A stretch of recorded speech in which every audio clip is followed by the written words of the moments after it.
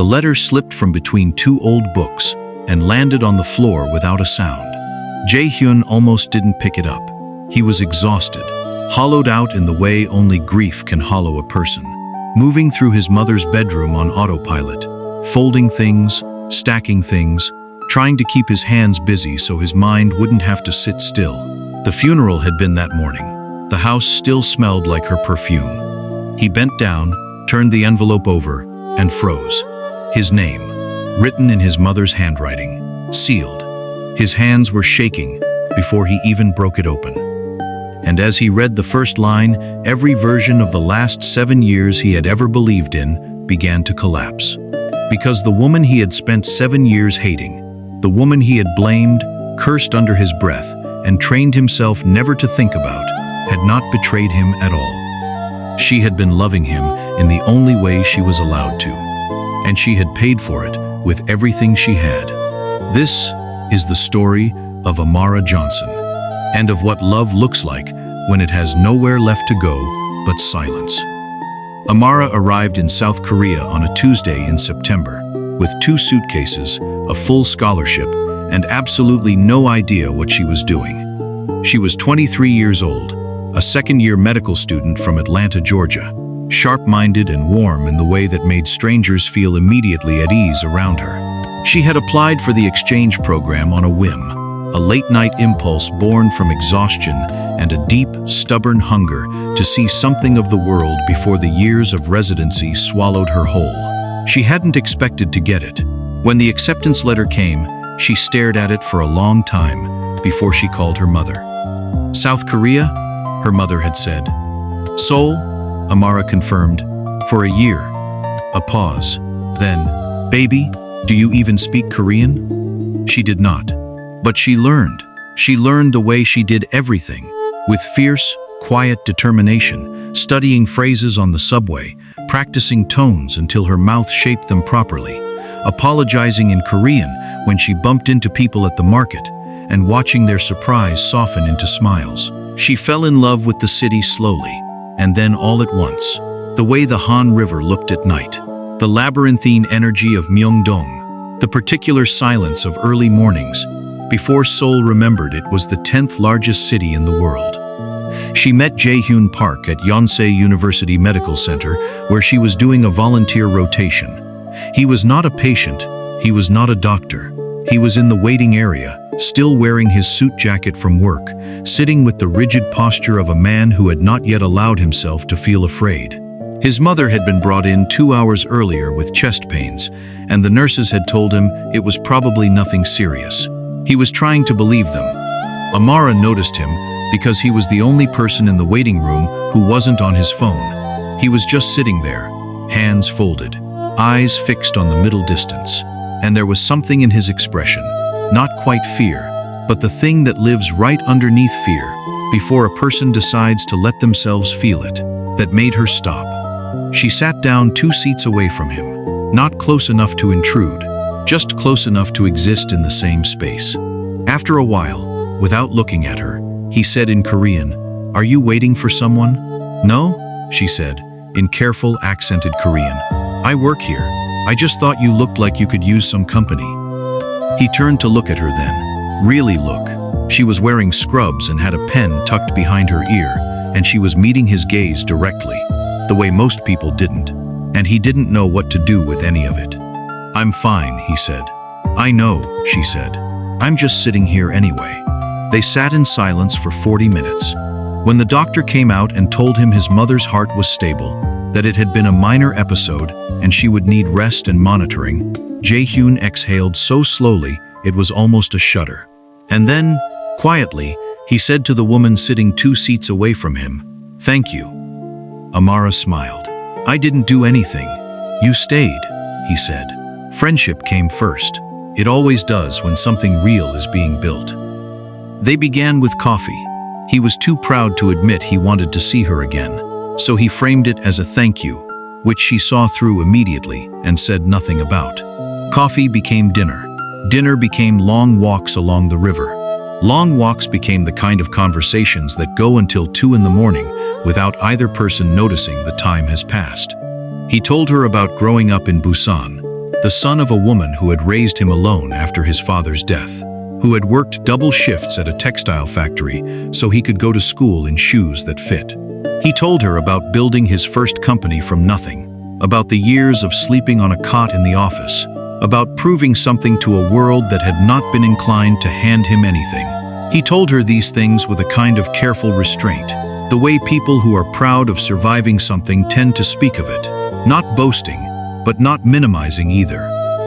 She told him about Atlanta, about her grandmother's cooking, and the particular magic of a Sunday morning in a black church, and the way the South has a grief and a joy that live inside each other so completely they're almost the same thing. She told him she had always wanted to be a doctor because when she was 9 years old, a doctor had sat down on the floor of a hospital waiting room to talk to her at eye level while her father was in surgery, and she had decided then that that was the kind of person she wanted to be. He listened to her the way very few people had ever listened to him, like what she was saying mattered, like he was keeping it. His mother met Amara 3 months after that first conversation in the waiting room. Mrs. Park was a small woman with a enormous laugh and eyes that missed nothing. She had survived widowhood and poverty and 30 years of putting a child before herself, and she had developed, through all of it, a finely calibrated instinct for people. She could read a room the way some people read books, quickly, thoroughly, never missing the subtext. She took one look at Amara and said, in English, far better than she pretended, "You, sit down, tell me everything." By the end of that first dinner, Mrs. Park had held Amara's hand across the table and said, "You are the daughter I never had," and she meant it completely. Amara had never had a mother-in-law, but she understood, sitting in that warm kitchen, that she had just been chosen by one. By winter, she and Jae-Hyun were inseparable. He was not an easy man to love. He was guarded, in the way that self-made people often are, cautious with vulnerability, the way someone who has had to protect everything they built tends to be. But he was also gentle in private, funny in a dry, understated way she found endlessly charming. And he looked at her sometimes with an expression that made her feel like something precious being held carefully. She had never had that before. She thought, this is the person. This is the one. She was right. She was just wrong about how it would end. Mrs. Park collapsed on a Wednesday evening in March. Jae-Hyun was in a meeting. Amara was at the hospital, finishing a late shift. The call came from a neighbor who had found Mrs. Park on the kitchen floor, unconscious, a broken teacup beside her. By the time Amara arrived at the hospital, Mrs. Park was awake. Her color was wrong. Her hands, when Amara took them, were cold. The tests took 3 days. Amara already knew, with the clinical certainty of someone trained to read bodies, what the tests were likely to show. She sat with Mrs. Park each morning, brought her food she barely ate, talked about small things, the weather, the neighborhood, a television drama they both watched, and did not say what she knew until the doctors confirmed it. Aggressive pancreatic cancer. Stage 3, advancing rapidly. The primary tumor had been growing for over a year, quietly, invisibly, in the way these things do until they cannot be ignored anymore. The oncologist explained that there was an experimental treatment available through a specialist hospital in Germany. New protocol, early results showing real promise, but it was not covered by standard insurance. The cost of the full course of treatment, travel, housing, the treatment itself, was significant. Several million won, more than Mrs. Park had, more, in that moment, than Jae-Hyun had, because his company was in the middle of a liquidity crisis that he was managing carefully and had not yet resolved. Mrs. Park listened to all of this without expression. Then she said, very calmly, "Don't tell my son." Few oncologists blinked. "He has enough," she said. "Don't tell him." Amara was the only other person in the room. She should not have been there. She was not family, not officially, but Mrs. Park had asked for her specifically, and no one had thought to say no. After the doctor left, the room was very quiet. Outside, the hallway sounds continued as they always do in hospitals. Trolleys, footsteps, the distant sound of a PA system. The world proceeding indifferently, while something irreversible settled into the room. "Eomianum," Amara said softly. "He needs to know." Mrs. Park looked at her. He will abandon everything. You know this about him." Amara did know this. She knew it with a clarity that was almost painful. Jae-Hyun Park, who had built his whole company by sheer force of will and refusal to give up, that same quality, turned toward his mother's illness, would make him irrational. He would drop everything. He would drain resources he didn't have. He would compromise the deal he was 3 weeks away from closing, a deal that was the only thing standing between his company and the layoff of 300 employees. "The deal," Mrs. Park said quietly, as if she could hear the thoughts. "If it falls apart, those families, what happens to them? He would never forgive himself. And if he finds out later that you kept this from him, I will be gone by then," Mrs. Park said simply. "He will grieve me, but he will be intact. He will be able to build." She paused. "I have watched him his whole life. He survives loss by moving forward. I want him to be able to move forward." Amara sat very still. "I'm asking you," Mrs. Park said, "to help me protect him. If you've been with this story so far, it's about to get so much heavier. Before we continue, if you haven't already, hit subscribe. Stories like this one, every week. Now let's keep going." Amara said no. 3 times, in 3 separate conversations over 5 days, she said no. She told Mrs. Park that Jae-Hyun had the right to know, that keeping this from him was a kind of betrayal, that it was not her place, or Mrs. Park's, to decide what he could or couldn't handle. That love, real love, meant letting people be present for the hard things, not shielding them from it at the cost of the truth. Mrs. Park listened to all of this. She did not argue. She waited. And then, on the 6th day, she said one more thing. "There is something else I need to ask you. Something harder." Amara looked at her. "I need you to make him stop depending on you."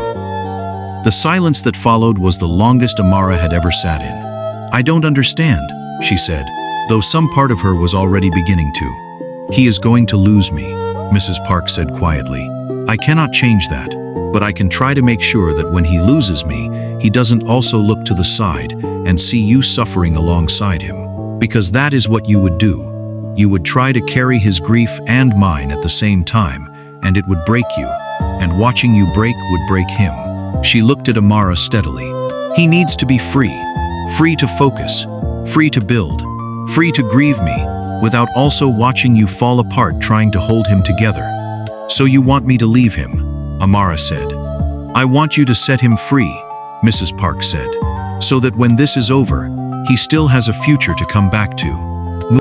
"And what about my future?" Mrs. Park's eyes filled, quietly, without drama. "I know what I'm asking you. I know it's the most unfair thing anyone has ever asked you, and I know you love him enough to do it anyway." She wasn't wrong. That was the thing. She was not wrong. And Amara knew it, and she hated knowing it with every part of herself that wanted to refuse. She sat in her apartment that night and did not sleep. She replayed every conversation she'd had with Jae-Hyun, every morning in his kitchen, every night he had reached for her hand in the dark. She thought about what it would mean to leave without explanation, the confusion she would create, the wound she would inflict, and all of it deliberate, all of it chosen. She thought about 300 families who would lose their income if Jae-Hyun's deal collapsed. She thought about Mrs. Park in a hospital in Germany, going through experimental treatment alone, kept alive partly by money. No one knew where it came from. By morning, she had made her decision, and she understood that making it did not make it right. It just made it hers. She stopped answering his calls on a Thursday. She told herself she would ease out of it slowly. She would create distance, let him sense the withdrawal, make it seem natural. She would be gentle. She would find a way to be kind. She lasted 4 days before she understood that gentle wasn't going to work, because Jae-Hyun Park did not ease into things. When something was wrong, he pursued it. He showed up at the hospital where she was volunteering with 2 cups of coffee and a look on his face that made her chest crack straight down the middle. "Tell me what's happening," he said. She looked at him, at his face, which she had memorized so thoroughly that she could have drawn it from memory in the dark, at the concern in his eyes that she was the cause of, and she did the thing she had decided she had to do. She lied. She told him she had been doing some thinking, that she wasn't sure she was ready for something this serious, that she had her career to think about, her studies, her life in America that she would eventually have to return to. She said it evenly, looking at a point just past his shoulder, so she didn't have to watch what was happening in his eyes.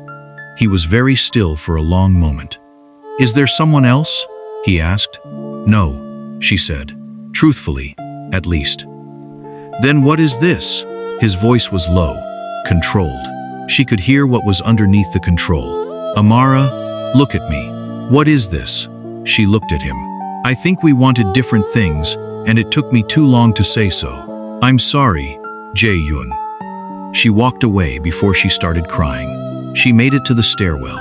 She sat on the bottom step, in the fluorescent light, and pressed her hands flat against her knees, and breathed until she could breathe normally again. She had one more thing to do. She called a man named David, a family friend, someone she had known since childhood, who was warm and decent, and who, when she explained the situation, was quiet for a long time, and then said, "You're sure you want to do this?" "No," she said honestly, "but I'm going to."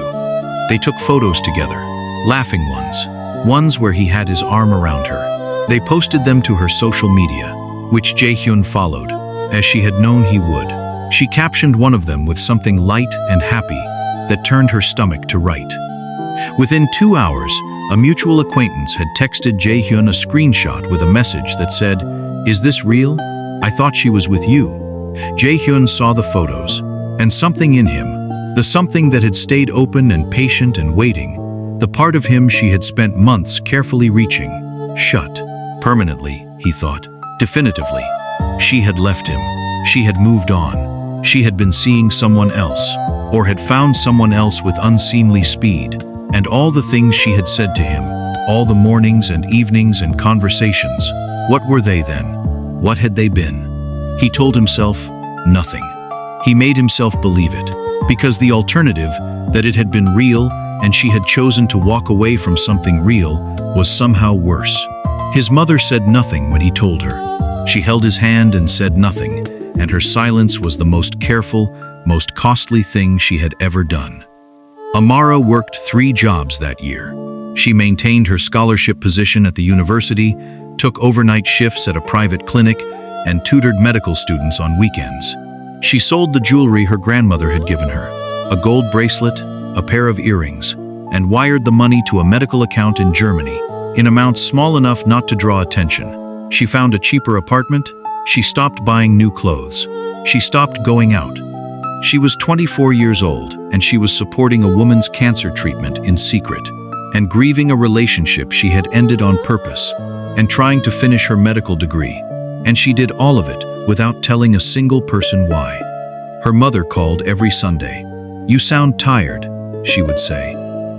"I'm fine, Mama," Amara would say. "You don't sound fine. I'm a medical student in a foreign country. It's supposed to be hard."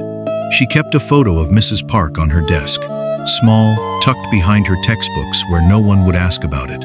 She looked at it sometimes when the weight of what she was doing became almost too heavy to carry.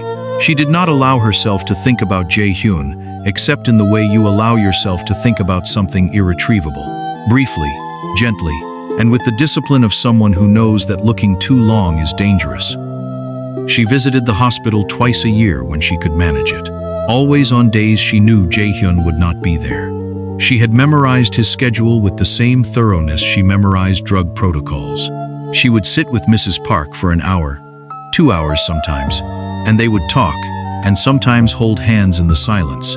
And Mrs. Park would always, before Amara left, say, "He's doing well. His company is strong. The deal went through."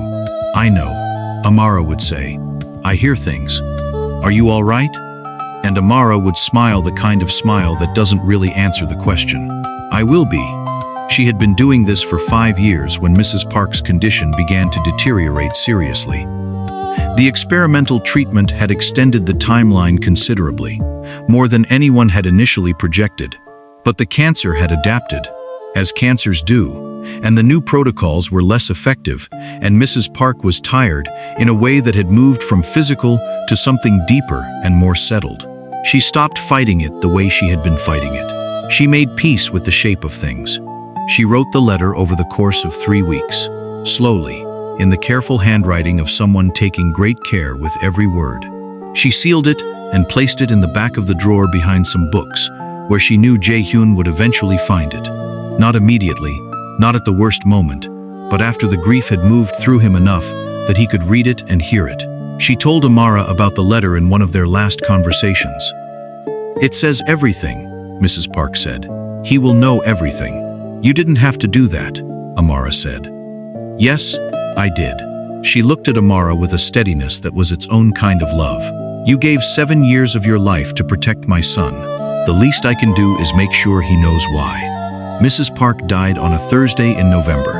The funeral was attended by hundreds of people, colleagues of Jae-Hyun's, neighbors, people his mother had known for decades. A procession of faces that spoke to how many lives she had touched. Jae-Hyun stood through all of it with the controlled composure of a man who has decided he will not come apart in public. His jaw was set, his eyes were dry. He thanked people for coming with the automatic precision of someone running on the last reserves of function. And then he saw her.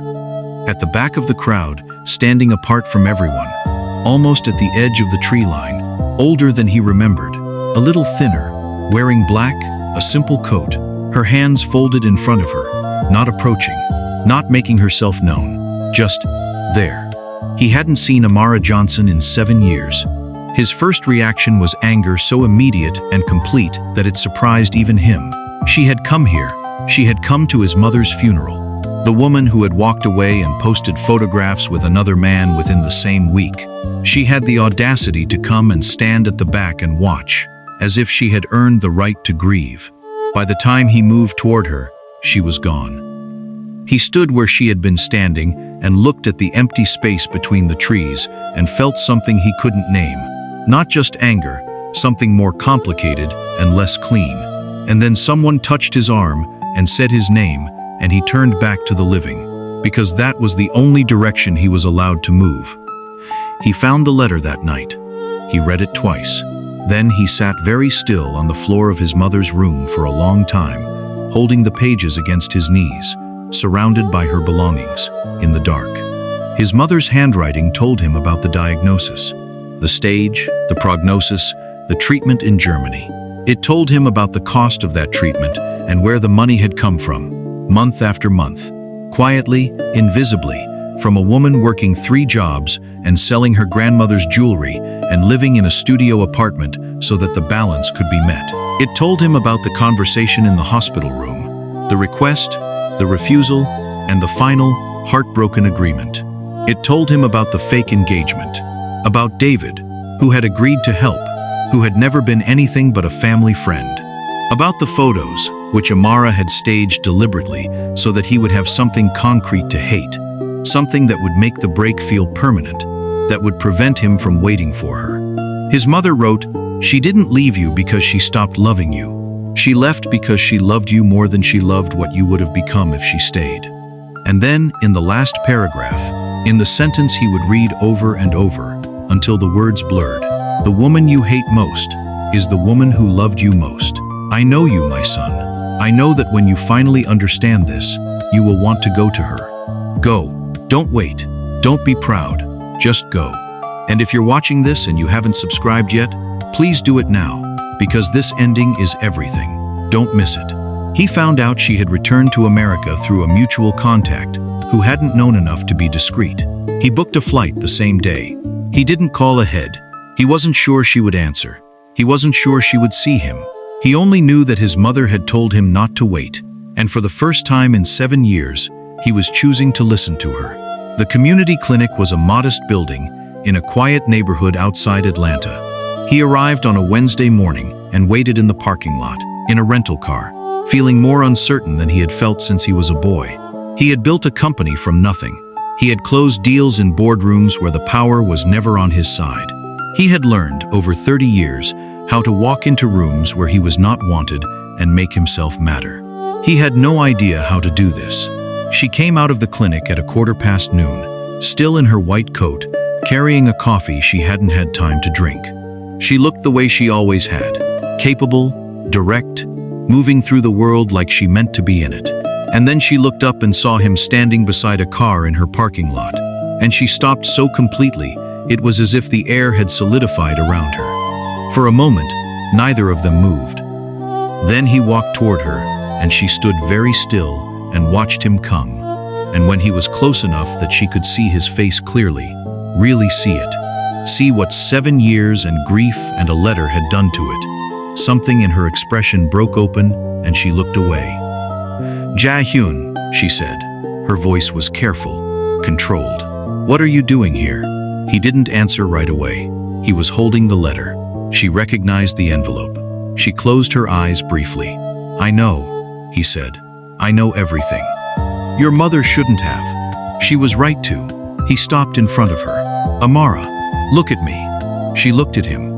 Her eyes were bright and very steady, the way they get when someone is holding themselves together with a great deal of effort. "I spent 7 years hating you," he said. "I built an entire story about who you were and what you had done, and I told myself that story every time I thought about you, because it was easier than not understanding. And the whole time," his voice broke. He steadied it. "The whole time, you were." He stopped. And then, Jae-Hyun Park, who had not cried in public since he was old enough to decide he wouldn't, went down to his knees on the asphalt of a parking lot in Georgia, with the letter in his hand and his eyes full. Amara made a sound that wasn't a word and covered her mouth with her hand. "I'm sorry," he said, "for every year, for every time I said your name like it was something bitter, for believing the worst of you when you were giving your best for me." He looked up at her. "I don't have the right to ask you for anything. I know that. I know what I owe you can't be repaid. But I came here because my mother spent her last years arranging a future she was never going to see, and the future she was arranging, it was always supposed to have you in it." Amara crouched down until they were at the same level. Her eyes were wet now, the steadiness finally giving way. "Why did you come?" she asked, very softly. He reached into his jacket pocket. He had carried it since the day she left, not out of sentimentality, he had told himself.